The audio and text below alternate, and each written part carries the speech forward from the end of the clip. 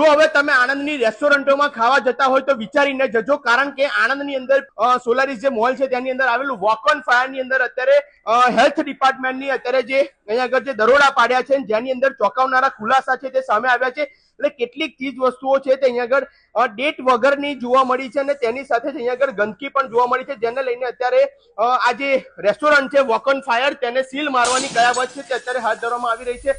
ખાસ કરીને ઉપર જે પાણીના જે ગંદકી છે પાણી પીવાનું અને જે ગંદકી છે એ પણ દ્રશ્યો બતાવીશ. કિચનની અંદર અત્યારે હેલ્થ ડિપાર્ટમેન્ટના અધિકારીઓ હાજર છે, પરંતુ આ જે ટાંકીની અંદર તમે જે પાણી જોઈ રહ્યા છો એ પાણી છે તે અત્યારે ખૂબ જ ભયાનક કહી શકાય, કારણ કે આ પાણીની અંદર પોરા પણ એટલા પડેલા છે, મચ્છરનો પણ ઉપદ્રવ છે અને સાથે જ ગંદકીનું સામ્રાજ્ય ધરાવતું આ વોક ઓન ફાયરનું કિચન અત્યાર સુધી આપણે તો અહીંયા આગળ સારો એવો ટેસ્ટ માણી અને ખાતા હતા, પરંતુ જયારે હેલ્થ ડિપાર્ટમેન્ટ અહીંયા આગળ જયારે દરોડા પાડ્યા છે ત્યારે ચોંકાવનારા ખુલાસા અત્યારે સામે થયા છે. આપણી સાથે ડોક્ટર સુધીરભાઈ પણ છે.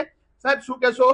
અત્યારે જે પ્રમાણે વોક ઓન ફાયર ની અંદર જે રેડ કરવામાં આવી છે, અનેક ચોંકાવનારા ખુલાસા સામે આવ્યા, શું કહેશો? એક્સપાયર થઈ ગયેલી વસ્તુ છે, નૂડલ્સ ને એ બધું છે. અમે પાણી ચેક કરાયું તો મેલેરિયા અને ડેન્ગ્યુના બ્રીડિંગ સોર્સિસ મળ્યા છે. આ પક્ષીના પીઠા પણ છે અહીંયા. ઓકે, બરાબર છે. અહીંયા ઉપર બાવા બી છે અને ગંદકી પણ છે, પણ એક્સપાયર્ડ વસ્તુ તો ચલાવાય નહીં.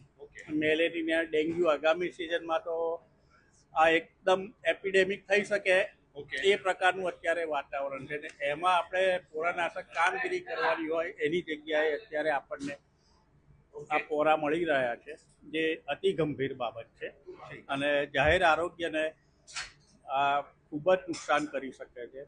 તો માનનીય કમિશનર સાહેબની સૂચના અન્વયે આ આ જે ખાદ્ય એકમ છે રેસ્ટોરન્ટ એને સીલ કરવું પડે.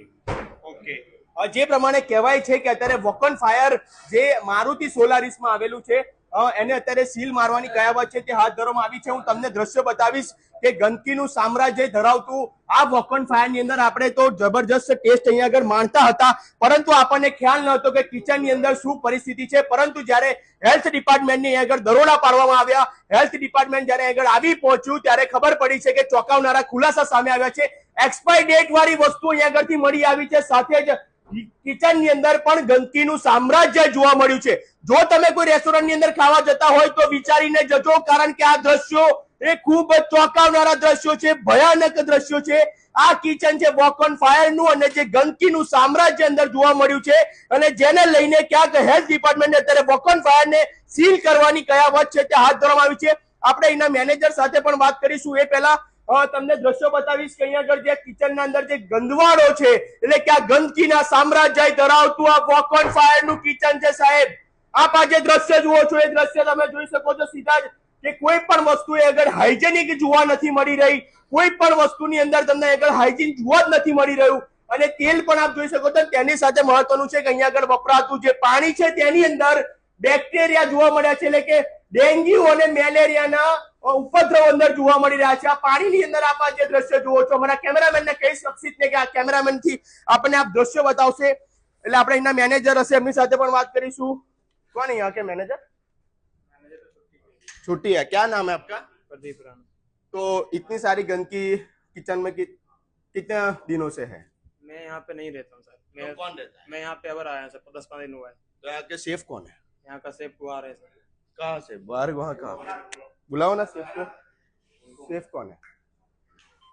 હું આ દ્રશ્ય બતાવવાનો પ્રયત્ન કરીશું. અમારા કેમેરામેન આપણે આ જે દ્રશ્ય બતાવશે. આ દ્રશ્યની અંદર આપ જોવો છો કે આ કેટલું ગંદુ પાણી છે અને આ ગંદા પાણીની અંદરનો જે યુઝ છે એ અત્યારે આપણે આની અંદર થતો હતો, ખાવા બનાવવાની અંદર થતો હતો. જ્યારે વોક ઓન ફાયર જેવી આટલી મોટી નામ ધરાવતી ફ્રેન્ચાઇઝીની અંદર જ્યારે આટલા મોટી જગ્યા પર આટલી ગંદકી હોય તો એ સ્વાસ્થ્ય માટે ખૂબ જ હાનિકારક છે. અમે હેલ્થ ડિપાર્ટમેન્ટને ખરેખર ધન્ય આપીએ છીએ કે જ્યારે હવે આ મોટા લોકો એટલે કે મોટી રેસ્ટોરન્ટની અંદર પણ જ્યારે ગયા ત્યારે અમને ખબર પડી કે આટલા ચોંકાવનારા ખુલાસા સામે આવ્યા છે. હું હજી પણ કેટલીક એક્સપાયર ડેટ વાળી વસ્તુ છે એ પણ બતાવવાનો પ્રયત્ન કરીશ. અહીંના જે કોઈ વ્યક્તિ છે તેમની સાથે પણ વાત કરવાનો પ્રયત્ન કરીશું, પણ એ પહેલા હું આપને દ્રશ્ય બતાવું છું કે અત્યારે સિંગલ યુઝ પ્લાસ્ટિક તો આગળથી મળી જ આવ્યું છે, પણ તેની સાથે જે આગળ એક્સપાયર ડેટ વાળી જે વસ્તુઓ હતી, ચીજ વસ્તુઓ એ પણ ક્યાંક મળી આવી છે. भाई यहाँ से कौन है? सेफ कौन है? तो आप कौन हो? बाहर गए, मैं कैशियर. कौन हो? कैशियर हूँ। कितने दिनों से काम करते हो? यहाँ पे मैं मेरा साथ 10 दिन हुआ है। 10 दिन। हाँ, तो ये गंदगी कितनी दिनों से ये चल रही है? ये पानी वगैरह आपको सब कुछ दिखाई नहीं दे रहा है? दिखाई दे रहा है, सब किचन का शेप देखते हैं वो सब। क्या? किचन का शेप देखते हैं वो सब। तो ये सब एक्सपायरी हो गई जो चीज वो भी सब सर उन्हीं को सेव कर दे काम है सर। સેફ का ही काम है जी सब सर, कुछ। जी। આપ આ જે દ્રશ્ય જુઓ છો ને આ દ્રશ્યો છે અને અહીંયા આગળથી જે જવાબદાર કોઈ વ્યક્તિ જ નથી અને આપ જે દ્રશ્યની અંદર જુઓ છો આ તમામ જે વસ્તુ છે એ એક્સપાયરી ડેટ વાળી અત્યારે જોવા મળી રહી છે। આપ આ જે દ્રશ્ય નૂડલ્સ ની અંદર આપ જુઓ નૂડલ્સ ની અંદર પણ કેટલીક જે ચીજ વસ્તુઓ છે તે એક્સપાયરી ડેટ વાળી વસ્તુઓ જોવા મળી રહી છે। એટલે ખાસ કરીને આવી મોટી રેસ્ટોરન્ટ ની અંદર પણ તમે ખાવા જાઓ તો ચેતી જજો કારણ કે જ્યારે અહીંયા આગળ આણંદ મહાનગરપાલિકાનું હેલ્થ ડિપાર્ટમેન્ટ અહીંયા આગળ પહોંચ્યું ત્યારે આ ચોંકાવનારા ખુલાસા સામે આવ્યા છે। ચોંકાવનારી વાત સામે આવી છે। આણંદની અંદર આવેલું આ જ વોક ઓન ફાયર કે જેનો ટેસ્ટ આપણે હેમકામ ભર પેટ આપણે માણતા હતા અને એ જ વોક ઓન ફાયર ની અંદર અત્યારે જે ચોંકાવનારા ખુલાસા સામે આવ્યા છે। હેલ્થ ડિપાર્ટમેન્ટે અત્યારે આ વોક ઓન ફાયર ને સીલ કરવાની કયાવત છે તે હાથ ધરવામાં આવી છે।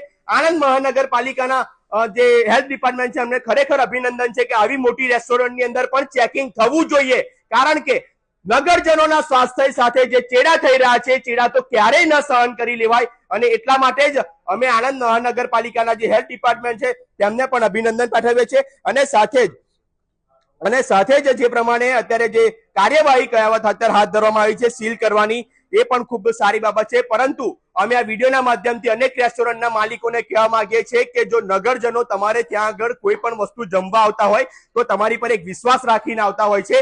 આ પ્રકારનું ખાવાનું ક્યારેય નગરજનોને ન ખવડાવશો। તમારા 5 રૂપિયાના નફા માટે ક્યાંક 5 લાખનું નુકસાન એ નગરજનોને થઈ શકે છે। લોકોના સ્વાસ્થ્ય માટે ક્યારેય કોઈના સ્વાસ્થ્ય સાથે છેડા ન કરશો।